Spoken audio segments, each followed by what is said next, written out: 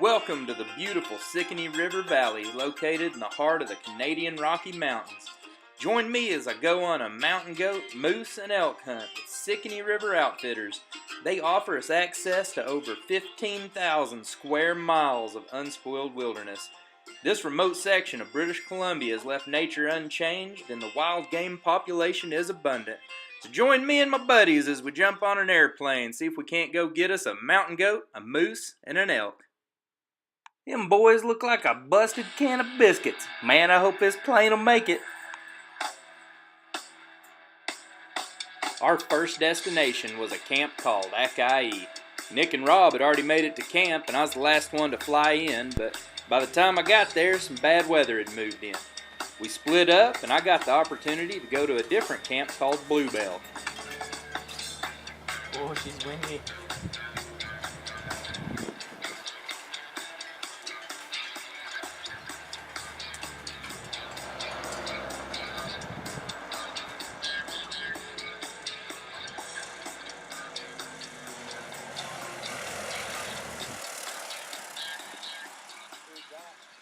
Man, Bluebell is such a beautiful camp, and that mountain right there is where I was going to go get my goat.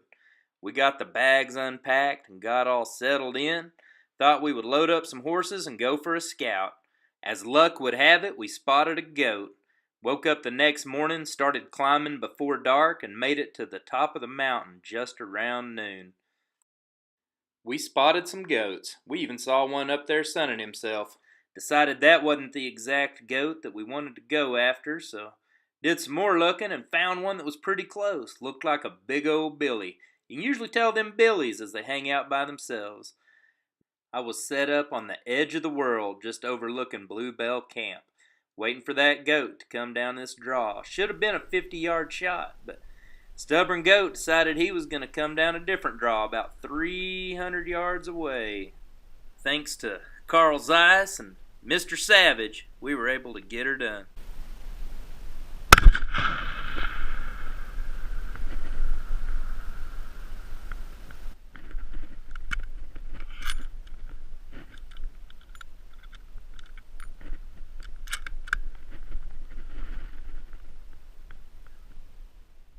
I think he's all right. What do you think of that cowboy? That, ladies and gentlemen, is goat hunting at its finest.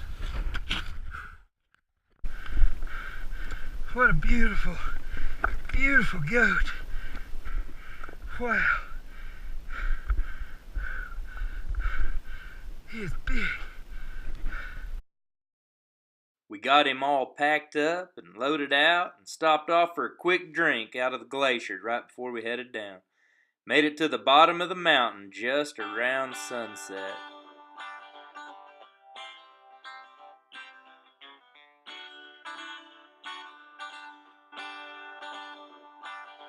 Words just cannot describe how beautiful this place is. However, you never know what you're going to come across. The very next morning, we accidentally stumbled upon a 9-foot grizzly bear just taking down a moose.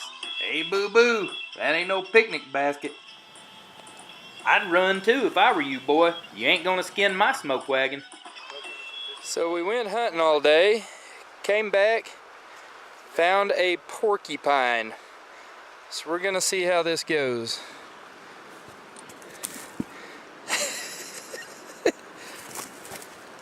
Get in there and noodle him, boy. Whoa! I think he shot quills. I told you, man. Being from Oklahoma, we play with coons and possums, but man, porcupines are new to us. I had lucked out on my goat, and it was my buddy's turn to try to get them something, so we decided to head on over to Moose Valley.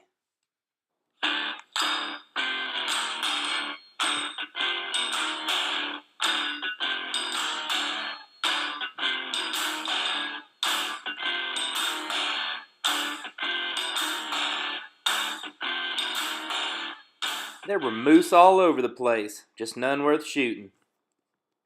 While cruising through Moose Valley, we happened to spot a mountain goat.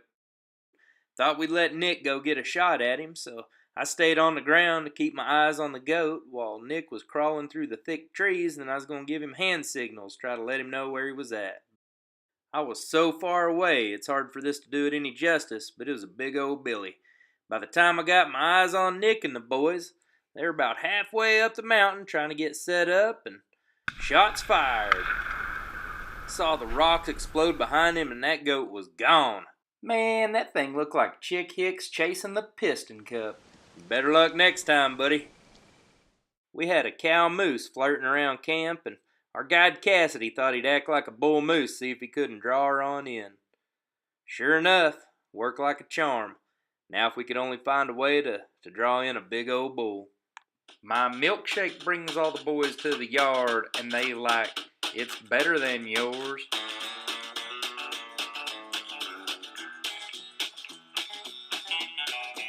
Next day, we hiked up to a beautiful glacier bowl in search of a mountain goat, but turns out Rob was going to get a shot at a moose.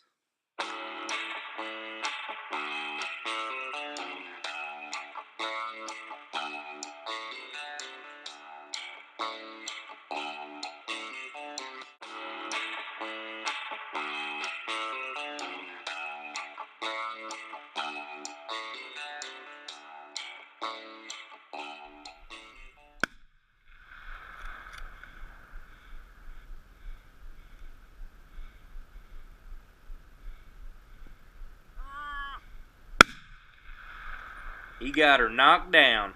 Now all we had to do was pack her out.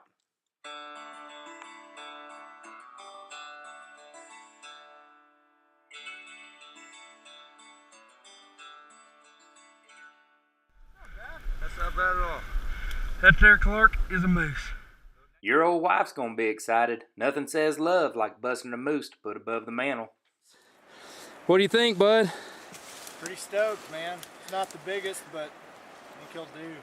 There you go. Give us something to work for. Yep. All right. Congratulations, man. Thanks. We got the dirty work done and got her all loaded up. We were headed back to camp. We already made a decision that we were going to let Nick head back to Moose Valley, see if he couldn't get a shot at something. Came across this beautiful bull elk, but too bad he's a 5x5. Not legal in these parts, so we're going to have to give him another year or two. Funny how when you're chasing a moose, you come across an elk, and we even saw a mountain goat.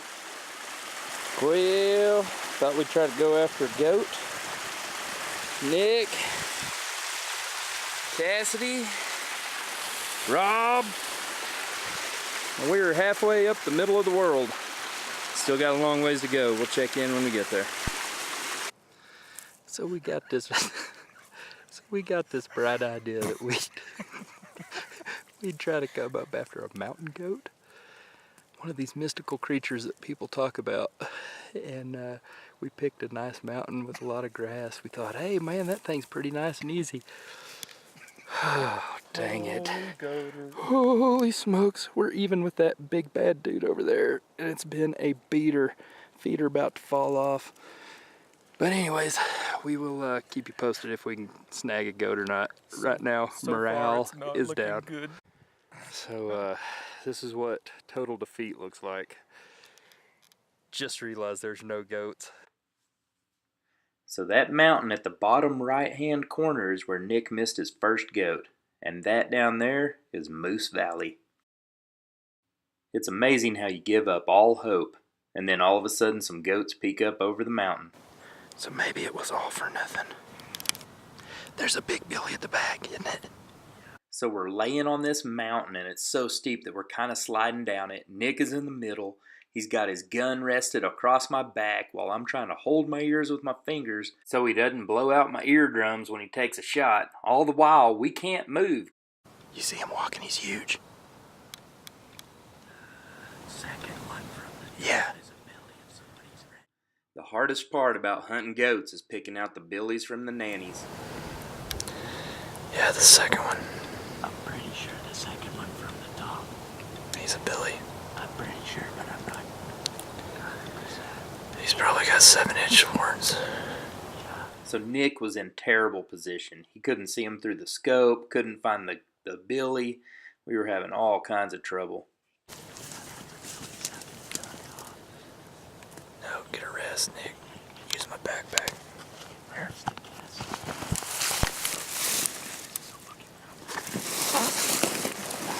Take your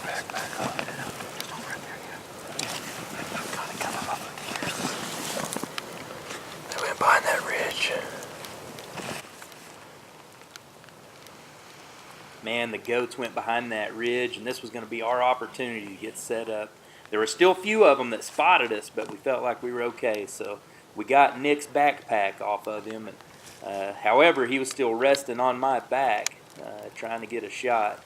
And that old goat came out, and he posted up on that rock, and we just could not get him to turn broadside. That's him on the rock. It was like he was toying with us, just kind of looking at us, smiling and laughing. And all the while, the rain started to pour, and old Nick's scope was filling up with water as we were laying vertical on the mountain. He tried to give us every opportunity in the world, but with a flick of a tail, he decided to turn around. This was going to be our last opportunity to see him, and he turned, and then he was gone. I lost him. Which one? I'd like to say that he took off like a rocket sled on rails. He tore up his swindle sheets and left him on the scales, but man, he just kind of disappeared like on little cat's feet or fog or whatever. It was going to be interesting, to say the least, the way we were set up on that mountain.